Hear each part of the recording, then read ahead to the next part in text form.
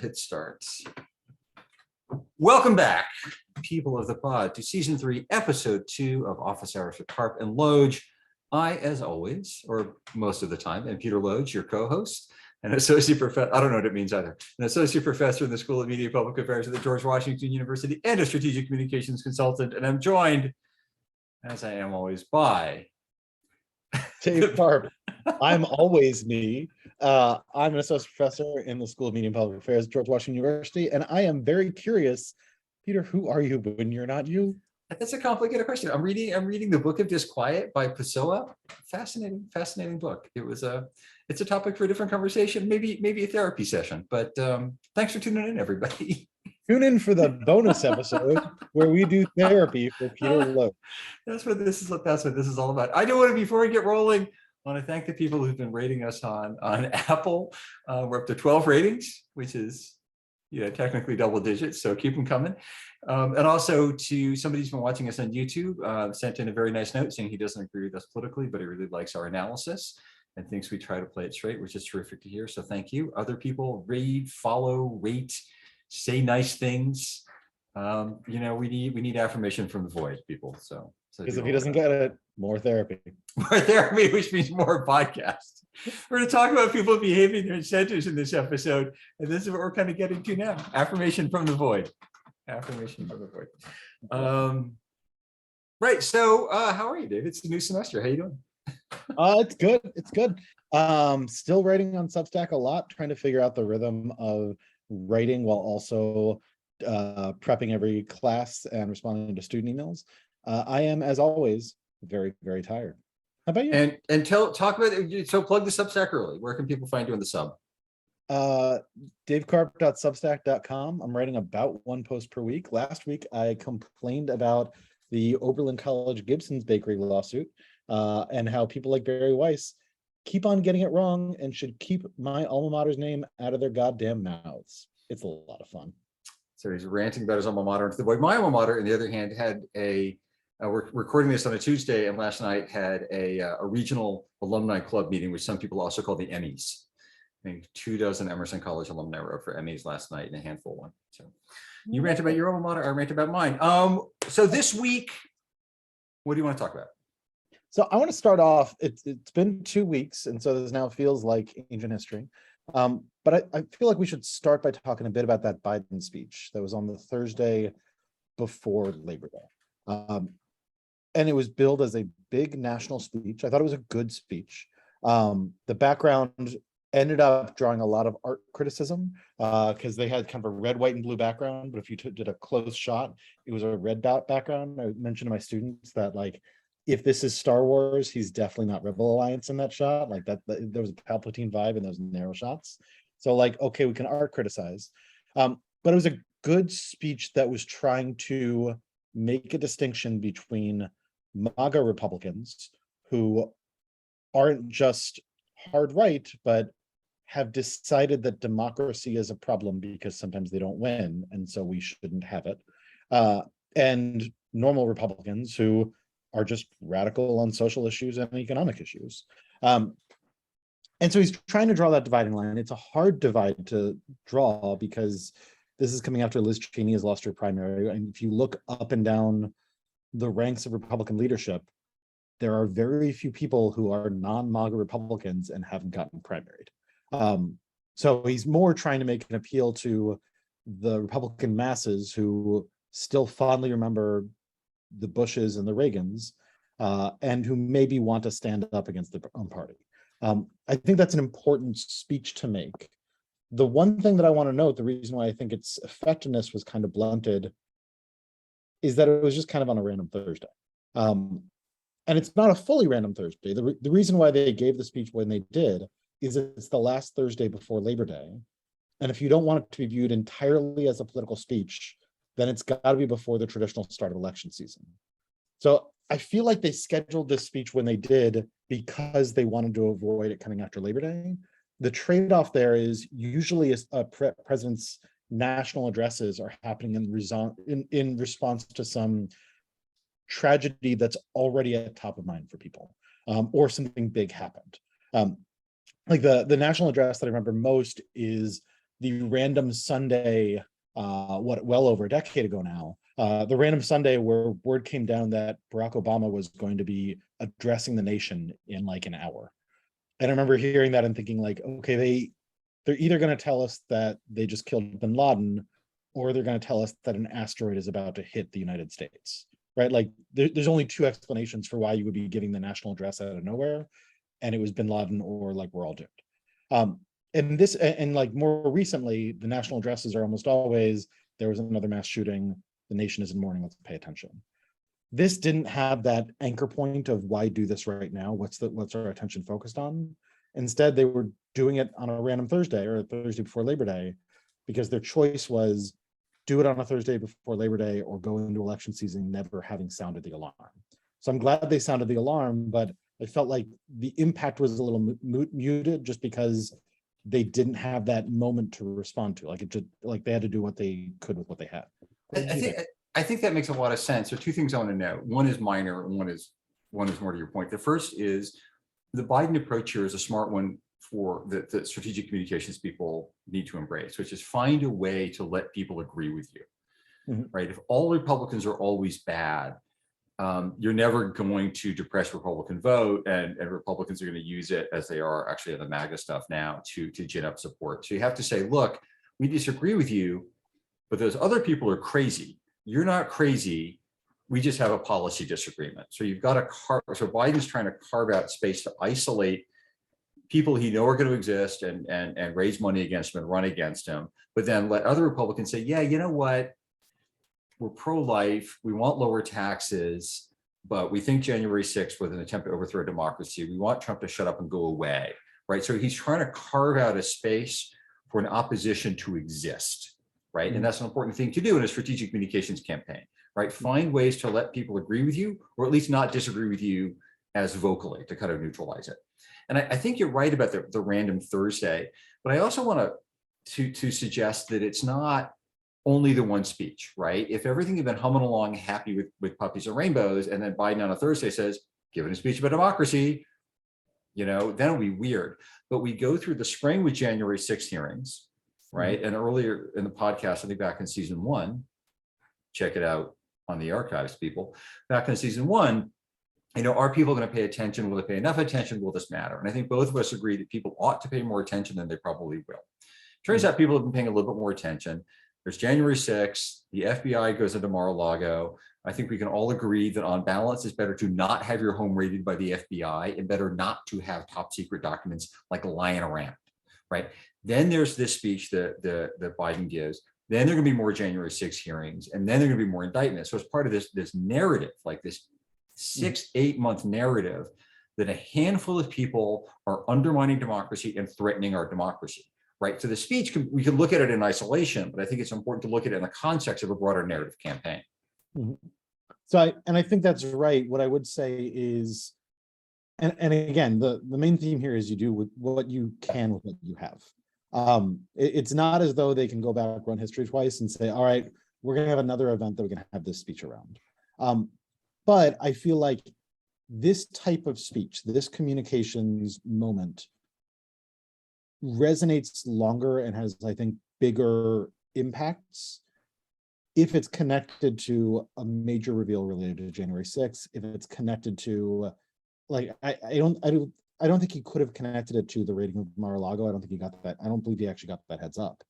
But something related to a reveal with Mar-a-Lago, something related to a reveal with January 6th, even connected to Liz Cheney just lost her primary, and that was a punishment by MAGA Republicans of hell, like the Cheney family. Like choose some other moment where it's a little clearer why now, because part of what also goes on in the speech is since there actually aren't a lot of non-MAGA Republicans, at least in leadership, and that means that you're talking to the public and saying, look, we know that you keep voting for Trump and all the Trump supporters, even though you don't love them, but hey, maybe make a different choice because they're not kidding.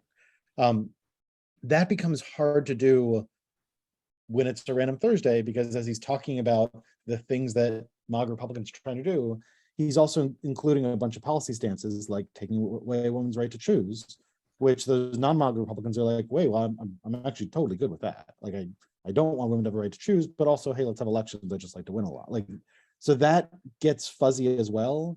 Whereas if he's anchored to, like, doesn't even have to be Liz Cheney, like anchor it to the victory of some Republican Secretary of State candidate in a primary, that really signals, like, they have stated for the record that if they win, doesn't matter how people vote in 24, Trump will get those votes, and say, like, this is a call, like, because they are having those drum beats. But I think that's when you hit the big symbol. They didn't have that moment, so they did it before Labor Day. I'm glad they did it rather than not doing it at all. But like, I just think it would have been like, it would have been a bigger impact moment if they had something to anchor to. And I think that's absolutely right. But I think you now run into sort of the realities of how comms works, right? Both of us teach communications and how one ought to do it, and the symbolism, the red background, the blue background. You have a dove fly over, and then the rainbow over Buckingham Palace. It's usually not how it goes, right? Usually, you're lucky if somebody orders lunch on time. Think, look, we've got to do the speech. I don't know. We're doing a thing. Biden's distracted. I don't know. We've got to do the speech. Somebody finally says, fine, do the damn speech. Pick a time. Okay, how about Labor Day? You can't do Labor Day. Kickoff elections. I don't know. Thursday. Fine. Right, is often how it goes. Or is there a hook? We can't do Cheney. I don't know. We missed the window. And you kind of do it when you do it, right? And at some point, you just kind of do it to event. And that's like in the grind of campaigns, of issue campaigns, and certainly I was, briefly in the Obama administration. Certainly, like, you plan as much as you can, but like there's the day-to-day grind of reality that determines a lot of the calendar, right? And now, at least with the speech, you get to drop in the lines from it. Biden gets to repeat it. He was in Pennsylvania anyway. He was campaigning for Democrats in Pennsylvania, teed up the speech a few days ahead of time, raised a bunch of money. There's a bit of the Pennsylvania bounce there. Now you can make this part of the underlying story of, the Arizona Senate race, the Ohio Senate race, the races in Pennsylvania, all the election deniers winning Republican primaries, some with Democratic help, all over the country. So now it exists as a thing that can be deployed. So I think you're right. But if you're working campaigns, you're usually just kind of doing the best you can at the moment you got. Yeah, exactly. Yeah, exactly. It's all a mess. You are doing the best you can with what you have. Yeah. So, but that said, though, I also think it's important. I know I don't know if there's a connection here to CNN or not, but the idea that people are vocally and politically standing up for just core tenets of representative democracy, right? Just even if it's not ideal, even if it may not work. We talked about this again months ago about January 6th. Like, even if it's not going to move a single vote, it's important to be on the record as saying democracy matters. Lying about elections is bad for democracy. Like, be a partisan for democracy. Right. And regardless of anything else, as you said, it was an important speech to have given, just so you're on the record as saying, you know what, this stuff matters, and we're going to try to make a big deal of it, whether or not anyone's listening. Yeah, you got to try. Yeah, I do think that's a good segue over to what's going on at CNN, which I want to yell about for a couple minutes. Go. Look, yelling about CNN is a thing that has been a hobby of mine for a long time. Back when my blog was an actual blog instead of a Substack, I think I once called CNN the shiny objects network. So like MSNBC was the left, Fox News was the right, CNN was just shiny objects. This was forever ago. This was back when they had, I think it was Wyclef Jean on election night. They had him come in as a hologram to talk about election results. And it was like, first of all, why Wyclef Jean? Second of all, why a hologram? Like, you weirdos. And it was just clearly like, here are funny, shiny objects. Please tune in. Things have gotten different at CNN pretty fast. Brian Stelter was just laid off. John Harwood was just laid off. They are basically getting rid of everybody on staff, everybody on air who has been sharply critical of Trump. And the backstory there that I think our listeners need to know about is that the reason this isn't just normal CNN stuff or rearranging deck share stuff is Discovery just bought Time Warner. They bought it with a whole lot of debt, and that is leading them to now scramble around and ruin a lot of their properties. I've complained online and on Substack about this, but not on our podcast. One of their properties is HBO Max, and one of the things they've done in order to save money on HBO Max is get rid of 200 Sesame Street episodes. Let me say this on air as well. David Zaslav if you take down Sesame Street, I will street fight you. I'll lose because I've never thrown a punch, but like you do, as a parent of two small children, you do not mess with Sesame Street, sir. Like HBO Max is like, things are getting dark there, and the reason they're getting dark is because of the merger, and with the merger they've got all this debt that they now need to service. But what's gone on in the CNN side of it is they have a new boss named, I think it's Chris Licht, and his like he and David Zaslav both look up to a guy named John Malone, who's a cable titan from like the 70s through the 90s, and was a big Trump donor. And basically they're trying to figure out, like, how do we satisfy our bosses? This has set off a chain reaction where now every person who likes being on air at CNN is trying to show off for the new bosses that they can be as like really, really critical of the Biden administration while saying nothing about Trump. And we saw this in response to the Biden speech, where, like, sure, the optics of two Marines behind him aren't ideal. Like, there have been Marines behind speeches in the past. It's not actually like any sort of record setting, but like, sure, not a great image, and you're allowed to tweet about images that you don't like. But they tried to turn it into like a 5-day story about how, you know, this undermined his whole message and is the most dangerous thing we've ever seen.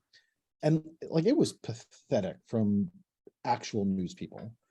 And the way to understand it is that these aren't news people trying to focus on what's the most important thing. These are news people trying to perform for the new boss, because the new boss is in there making changes and cutting costs, and you don't want to get cut.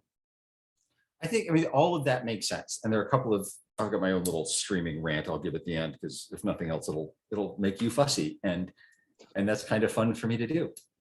But I think that, you know, once you, no, although that did win an Emmy, thank you very much. It's about Welcome to Wrexham, which is also a great show, but we'll come to that. That's like a teaser. I think that one of the things you see at CNN, which has been a bit of a mess for a long, long time, is the journalists want the same thing that politicians want, and it's the same thing you and I want, and that's to keep our jobs, right? And to keep your job, you do what the boss wants, and you could say, well, I'm going to hold my ground, I'm going to stand true, and then you turn around, you got kids, right? They need orthodontia or bail money or therapy. I don't know, whatever it is. I don't have children, whatever it is. They seem expensive and time consuming. My 2-year-old and 5-year-old, and you're going to bail money? Well, I don't know. I don't know what kind of parent you are. I just want to make sure that our listeners know that you really don't know. Anyway, I have no idea. Your children, I'm sure, are lovely. They're great children. They're speaking complete sentences in several. They speak Russian with a French accent, to steal a line from an old beer commercial. I'm talking about everybody else's children, not our listeners. I like their children. I'm going to stop digging myself in this hole. Look, the point is, people are behaving. They're doing things to keep their job, right? They want their job. They figure, if I keep my job, if I say these absurd things, by the way, hologram of Wycliffe Jean, super cool. I'm not sure why it's news, but it seems super cool. Like, well, I'm going to say these things to keep my job, and then on the back end, I'll fix it. Oh, the next time I'll do better about journalism. Right? Or if I don't do this, they're going to find somebody else who will come in who has no integrity. And right, the candidates do the same thing. I think Trump is, you know, he's several clown cars worth of clown carness, but if I cross him, I'll lose my seat, and then somebody worse will come in, or, you know, a Democrat will come in, and at least I'm getting tax cuts and judges, right? In classrooms, you do this. In every job, yeah, I'll do this one thing because if it weren't for me, somebody else. We behave the ways to keep our jobs, and that's what CNN, you know, talents are doing. The challenge is there's a whole lot more at stake. Yeah. Right. And that's like, I think, and I agree with Jay Rosen and others who've said, you know, journalists ought to be partisans for democracy. They should not be partisans for, you know, McConnell or Schumer or Biden or DeSantis, but they need to be partisans for democracy. You got to take a stance. Say, yes, our system of government, as flawed as it is better than virtually every alternative, and it will only continue to improve if we continue to be more democratic. Autocratic backsliding is bad. And I just think you have to be willing to say that, and say that out loud. I think that's right. And just the point that I really want to make is, like, yes, they're behaving their incentives. I think we also need to keep in mind, as we move into an election season, Like they're always behaving their incentives. Their incentives have just changed in a weird way that is not that is for once not about partisan politics. It's about like mergers and acquisitions and the downstream consequences thereof. It is a real mess. And Politico also just got bought too by a guy who the news reports I'm saying are like he also really kind of likes Trump. That's two of the major mainstream political outlets probably just got a Trumpist slant just because of the rich people buying stuff, not even because of traditional politics. That's going to make the defense of democracy a little harder at a time when it's not very helpful. Well, let's then talk about, yes, all of these things are true. We're talking about this before we came on air. If there's not a solution, I'm not interested in the problem. We're strategic communications people. We teach Stratcom. What do we do? What's the campaign solution here? So, I mean, you're not going to be running a organized campaign over the next 2 months because everything's about the elections for the next 2 months. I do think that what you can do is a bunch of response work, which is exactly, in a sense, exactly what we're doing right now, which is it's actually very useful to yell about it because this is about mergers and acquisitions and about, hey, how are we going to finance the debt and make sure that CNN works? If all of these moves towards Trumpism to satisfy the boss are also leading to a steady stream of people who would usually be paying some attention to CNN being like, oh my God, what a trash fire. Like, what's the point? What a trash fire. That's going to lead to some internal stakeholders who don't love what's going on to say, you know, we got to tone that down a little bit because I know you want to look fair and centrist, but right now you just look embarrassing. Well, but it's also though then about viewers, right? I mean, ultimately, yeah. These are for-profit industries that bought with debt, so somebody's got to be making money on this, right? And so it's also up to people who think that good reporting matters to pay for content, right? You can't just free ride, you can't watch and just complain, right? If money doesn't change hands, then it doesn't, because the incentives are skewed, right? Journalists have an incentive professionally to be truth tellers or to learn things or all sorts of things. If you're a mergers and acquisitions person and you're carrying a ton of debt, your incentive is to ditch that debt, and you do that however you can. Yeah, that's right. But in the next 2 months, like you're not going to do an advertiser boycott. You're not going to do a like everybody like boycott CNN thing. What you're going to do mostly is take a string of pearls set of stories where like CNN keeps on embarrassing itself and treat it as a laughing stock, because the new boss is going to behave by his incentives too. And while he wants to be able to say like, look how fair and centrist we are now, he does not want to be known as just the laughing stock. So I think that's how you hit him. No, I think that makes a lot of sense too. You get producers, you get on-air talent to just, because they have to go to dinner parties, and they're going to dinner parties with people who are making fun of them, and pull them aside and go, look, I've known you for a long time. What are you doing? Yeah. Like, this is not, and they read their social media follows and they pay attention to all of this stuff. You make it easier and more comfortable and more rewarding to be less awful than more awful. Yeah. Right. And it's often moving those little bits. I want to talk about a couple of other quick things before we get out of here.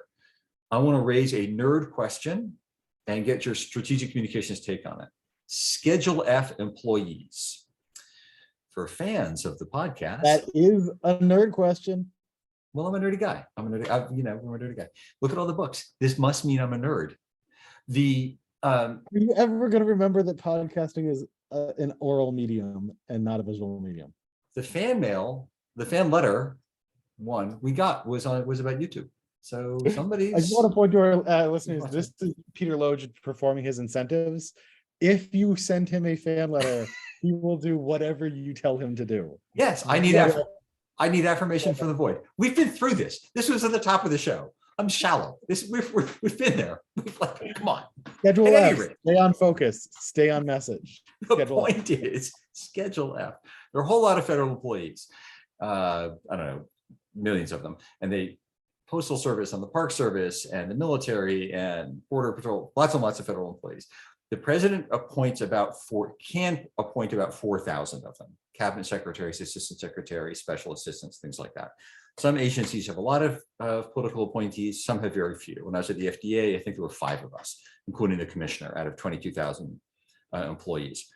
Towards the end of his administration, Trump created a new Schedule F category. And he said that anybody who falls within this category, I can hire and fire at will. They're at-will employees. And it ended up being about 50,000 people. Very few, most agencies simply ignored the rule. Biden then rescinded the executive order the moment he came into office. A lot of Democrats and a lot of good government people are concerned that if a Republican gets elected president, he's going to reinstate this executive order, and you're going to have, 50,000 really senior people basically as political operatives in senior positions in major important agencies. The House has passed legislation to prohibit this. The legislation is now, there's legislation in the Senate. How does this bill to ensure protection of civil servants pass us an evenly split Senate? It's passed the House. How does it get from the Senate to the president's desk between now and the end of December? So yeah, I think this is the type of issue, like this is representative of a big set of issues, which are deeply important and kind of boring. Well, this has echoes of what you raised earlier, the Supreme Court ruling on the administrative state. Right. Yeah. And like, let's be clear, what Trump was trying to do was weaponize the administrative state by saying all of these civil service professionals are going to be political appointees, that it can be a patronage system. And this was the United States government in the 19th century, where like new party gets elected, all of the postal officers are people who work for that party. Like it was a patronage system where your party gets elected, you get all the good government jobs the good paying government jobs that come with that. Tammany Hall. Back to there, so that everyone who is in any part of government is a Trumpist who will do Trumpist things. That's bad. That makes government work way worse. So we should be pissed about it. I'm glad that this bill exists. It's also not going to be the national rallying cry in the year of our Lord 2022. So my hunch is the way that you do it. And you're going to need a little bit of luck to pass it, right? Because you're not right now going to get 10 Republican senators to say, yeah, you know what, I really oppose what the Trumpists are doing. We need an effective civil service, because one thing that we Republicans love is government that works well and is big enough to function. That's not really on brand for them, right? So this is not a stand that they're going to take right now. What I think you probably do is hope that November goes well in the Senate. The Democrats pick up a couple of seats so that they're clearly going to be in charge in the next election anyway.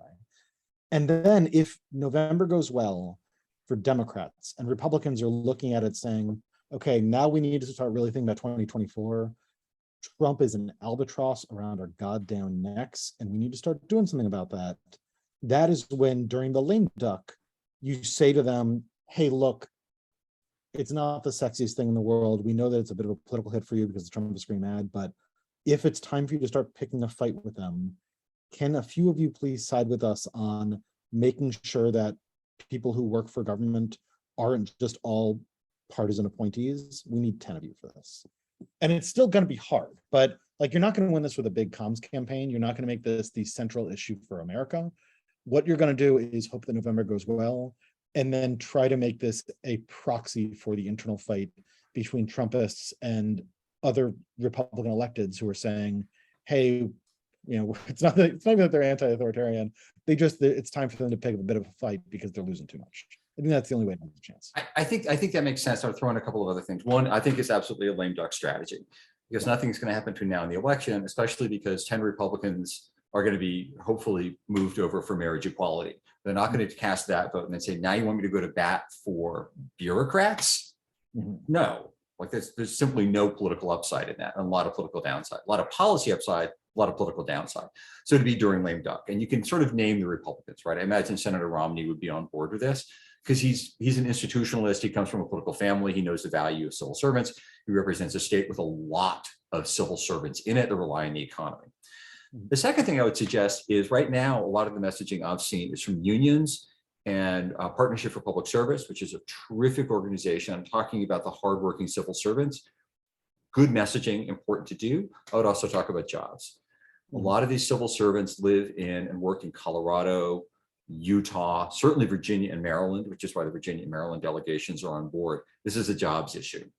right? The other thing I think I would do, to your point, is I would make it difficult and uncomfortable for Republicans. So you know what? If we don't get on board with this now, we're simply going to keep raising. Why do you want big donors to run scientific agencies? Why do you want big donors to be in charge of national security? Why do you want your golfing buddy to be in charge of? So you play the patronage angle.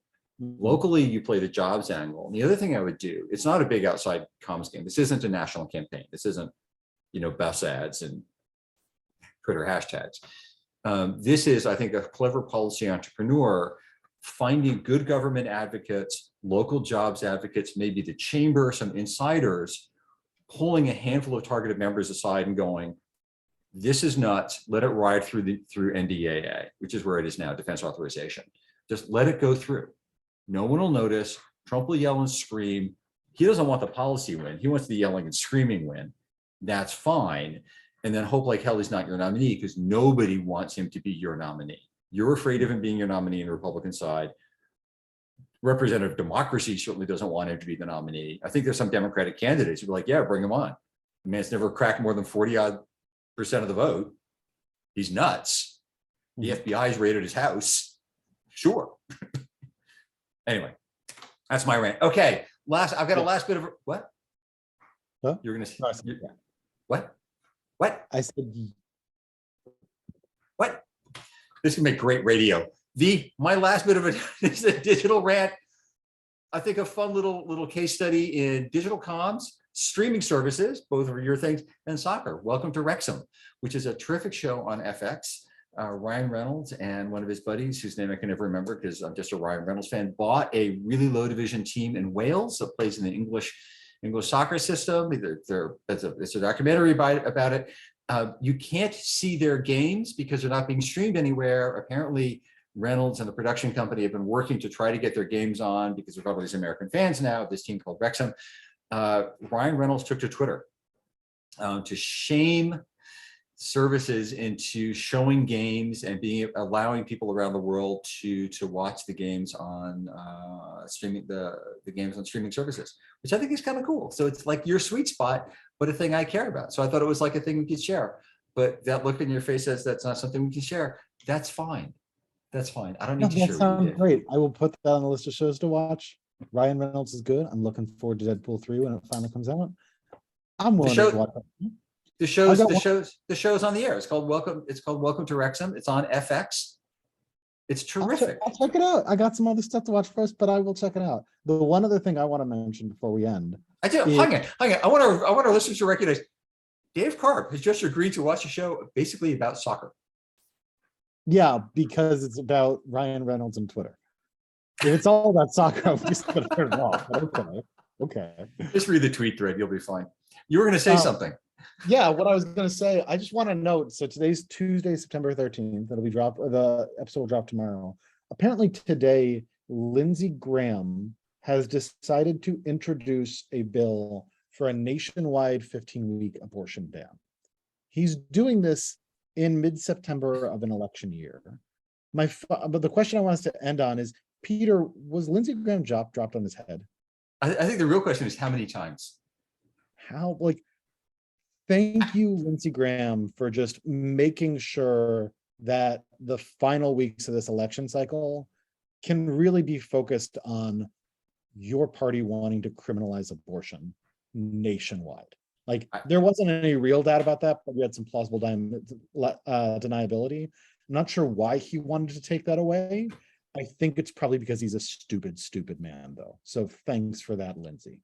It is amazing. You've got Republican candidates nationwide running away from Dobbs and the abortion ban. And Graham says, no, this matters. We're going to do this incredibly unpopular thing that overturns. Just a messaging bill, too. It's a messaging bill. You don't own the Senate.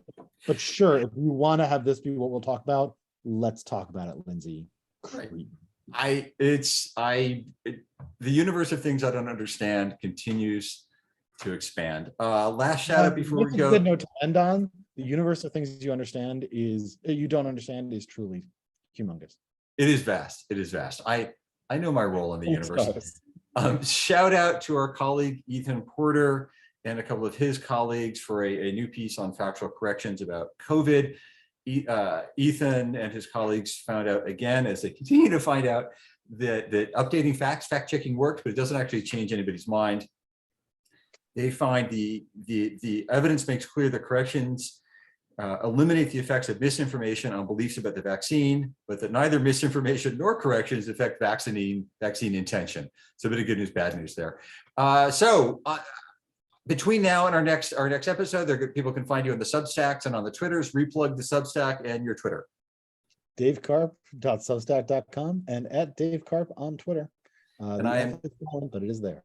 And I am at PLOGE on Twitter. You can find the footnotes at peterloge.com podcast. On Medium, we are at 35 minutes, 33 seconds. We're a dog walk podcast. I just want to note for our listeners, Peter Loge doesn't have a dog. I do have a dog. He's lovely. And it doesn't take 35 minutes to walk your dog. That's a really long dog walk. That's like over a mile.